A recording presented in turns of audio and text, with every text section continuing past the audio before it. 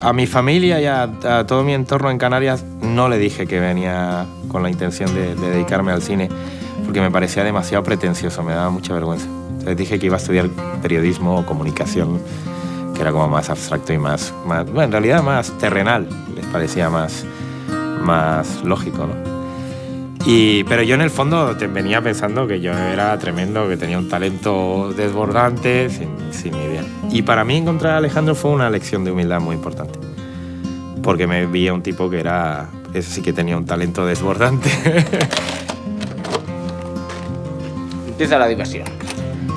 Me acuerdo que lo conocí la primera semana de clase, pero la primera imagen nítida que tengo de Alejandro fue ese día, volviendo a casa en metro,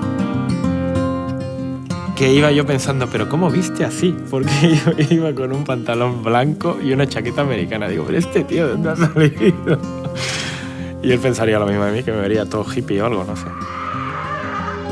Él era muy amante del género, totalmente. O sea, el primer corto que hicimos era un corto de terror. No sé, le gustaba un tipo de cine que yo despreciaba un poco, en realidad, también muy prepotente por mi parte, ¿no? Yo venía con Visconti en la boca, y Kubrick, y Kurosawa, y...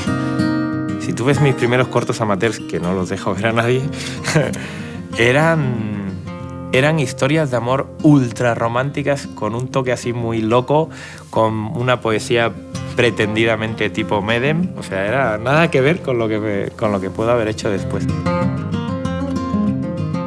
A lo largo de un montón de años haciendo cortos, aprendiendo juntos y viendo películas juntos, yo creo que se creó un terreno muy interesante. Y de hecho yo creo que ahora coincidimos bastante en gustos, Alejandro, y es muy curioso. Recuerdo el western como un poco mi primera escuela de cine en televisión española, en primera sesión los sábados por la tarde, cuando yo era bien pequeñito. Esas fueron mis primeras sesiones de cine, además continuo, cada sábado, no me lo perdía, y la mayoría eran westerns. Y cuando se cayó un proyecto en el que yo estaba metido con el productor, con Andrés Santana, que era Pedro Páramo en México, se cayó poquito antes de rodar, el mismo productor me dijo, oye, ¿qué tal si intentamos esta? Yo creo que un poco a la desesperada, porque para él fue un palo muy grande que se cayera ese proyecto. Es verdad que cuando yo le dije que sí al productor, no confiaba para nada en que el proyecto fuera a salir, Fue un poco como, venga, tú inténtalo, pero vamos, ni de coña lo vas a sacar. Y sí, lo conseguí. Está bien, hazlo de una vez. ¡Vamos! Hicimos un primer viaje, el productor y yo, sobre todo para ver si era viable rodar en el altiplano. No ya si compensaba por las localizaciones, sino si era viable.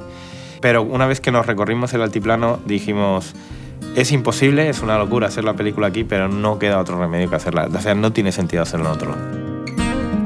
Nosotros cuando empezamos a hacer el casting de la película y empezamos a barajar nombres, tuve la intuición de que Sam, por el solo hecho de ser un western, de que tenía que montar mucho a caballo, que sabíamos que era muy aficionado a los caballos, y por ciertos temas que se trataban en el guión y que tienen que ver con su literatura también, yo sentía que de pronto ahí había posibilidades, y no me equivoqué, la verdad. No recuerdo que jamás haya sido tan bien recibido en un banco. La rodé con un poco de miedo porque mi inglés no era muy bueno, no era muy fino, pero he perdido un poco ese miedo. Pero Estados Unidos, no sé ya, se me hace un poco grande.